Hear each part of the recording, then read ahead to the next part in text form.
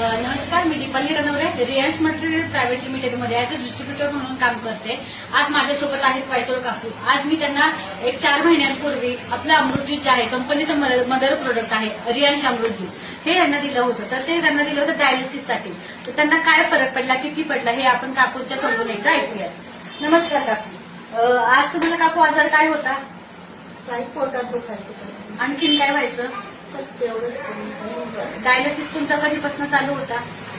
अमृत juice घ्यायच्या आधी साधारण किती दिवस, किती महिने चालू होता? 5-6 महिने चालू होता. अमृत ज्यूस घेतल्यावर तुम्हाला काय काय रिझल्ट जाणवला? काय काय वाटलं तुम्हाला? थोडंसं बरं वाटतं. मग आता डायलिसिस चालू आहे की बंद आहे? बंद. पूर्ण बंद आहे. पूर्ण बंद आहे. आता काय त्रास होतो का तुम्हाला? काही त्रास होत नाही. तर बघा मित्रांनो, आज आपल्या अमृत ज्यूसने काकूंचं जे डायलिसिस चालू होतं, आठवड्यातनं 3 वेळा चालू होतं, ते पूर्णपणे बंद झालेलं आहे. का तर फक्त आपलं अमृत